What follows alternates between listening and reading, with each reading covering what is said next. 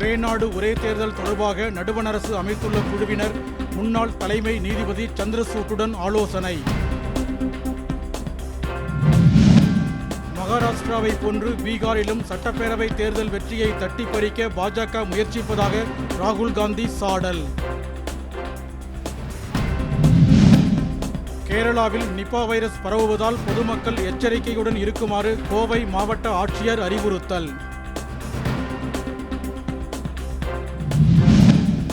100 கோடி ரூபாய் செலவில் 63 கோவில்களில் திருப்பணி செய்யும் திட்டத்தை தொடங்கி வைத்தார் முதலமைச்சர் ஸ்டாலின்.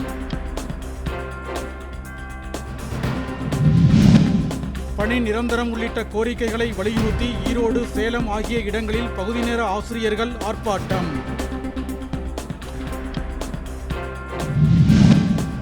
தமிழகத்தில் பயங்கரவாத செயல்கள் நடக்காது என்ற நிலை உறுதி செய்யப்பட்டுள்ளதாக காவல்துறை தலைமை இயக்குனர் சங்கர் ஜிவால் விளக்கம். திமுக கூட்டணியில் மதிமுக போட்டியிடும் தொகுதிகளின் எண்ணிக்கை குறித்து தேர்தல் நேரத்தில் முடிவெடுக்கப்படும். துரை வைகோ கருத்து. நடிகை வனிதா மீது இசையமைப்பாளர் இளையராஜா வழக்கு. அனுமதியின்றி தனது பாடலை திரைப்படத்தில் பயன்படுத்தியதாக முறையீடு. திருப்பத்தூர் மாவட்டம் விண்ணமங்கலம் கிராமத்தில் கல்குவாரி அமைப்பது தொடர்பான கருத்து கேட்பு கூட்டத்தில் தள்ளுமுள்ளு. உலக மக்கள் தொகை நாளையொட்டி தஞ்சை உள்ளிட்ட நகரங்களில் விழிப்புணர்வு ஊர்வலம். செவிலியர் பயிற்சி மாணவ மாணவியர் பங்கேற்பு.